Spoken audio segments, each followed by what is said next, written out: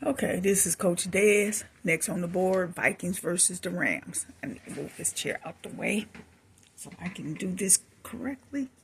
All right. So let's talk about this. This game was impacted because of the fires. They are not playing in the Rams Stadium. They're playing in Arizona. Yeah, I know they don't like that. But anyway, that's where they're playing, in Arizona, come Monday night. So, Vikings offense. They average 27.8 runs per game. They're strong when they're passing to the right at 65.6% pass completion, 55.4% pass completion down the middle, and 60.4% pass completion to the left. You've been sacked 54 times, 14 interceptions, and 22 forced fumbles, along with one safety. Defense, on the other hand, gives up 24.4 runs per game. They're at their weakest when it's passing down the middle at 65.7% pass completion they give up. They give up 65.4% pass completion to the left and 58.4% pass completion to the right. They've sacked the quarterback 50 times, 25 interceptions, and 19 forced fumbles on defense. Now, Vikings played horrible last week. And since he did not get in for a touchdown, I did put him on the parlay for a touchdown, Justin Jefferson.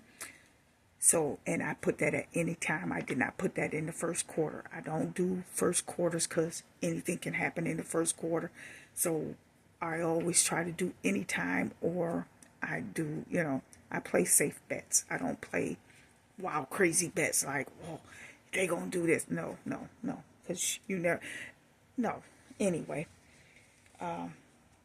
Rams offense average 27.1 runs per game. They're strong at passing when it's to the right. They average 62.3% pass completion.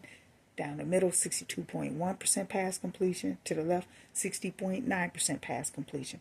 They've sacked the quarterback 31. He's been sacked 31 times, 12 interceptions, and 14 forced fumbles on offense. Defense, on the other hand, gives up 28.8 runs per game. They're at their weakest when it's passing down the middle. They give up 64% pass completion. They give up 63.4% pass completion to the left and 58.9% pass completion to the right. They've sacked the quarterback 43 times, 13 interceptions, and 19 forced fumbles on defense. So, let's talk about these sacks, interceptions, and fumbles. Well, Vikings average 3.2 sacks per game, 0.82 interceptions, and 1.3 fumbles, along with one safety. Rams, on the other hand, average 1.8 sacks per game, 0.7 interceptions, and 0.82 fumbles per game. So we're going to get into where I think the fumbles is going to be, as well as I have to get my papers in order here. So, Vikings, you have 19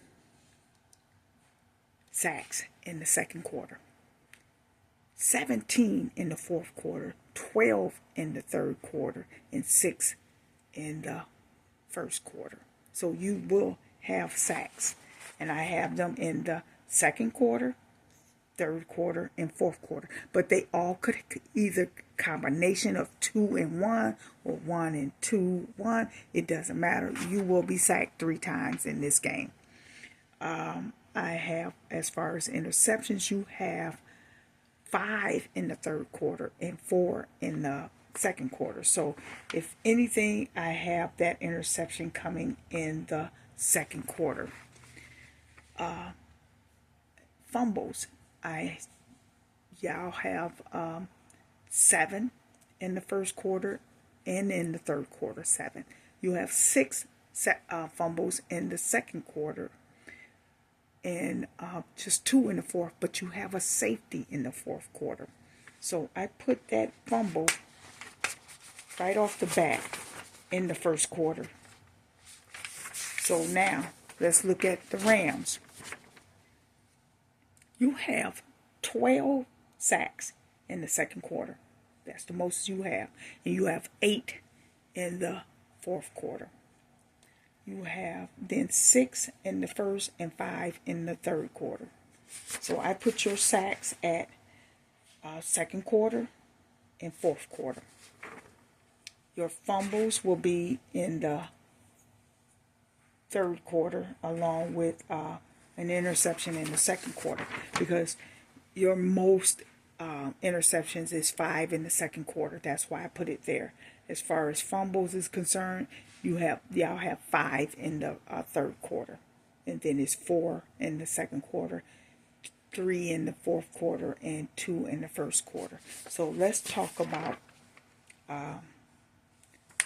your passing and rushing. So Vikings,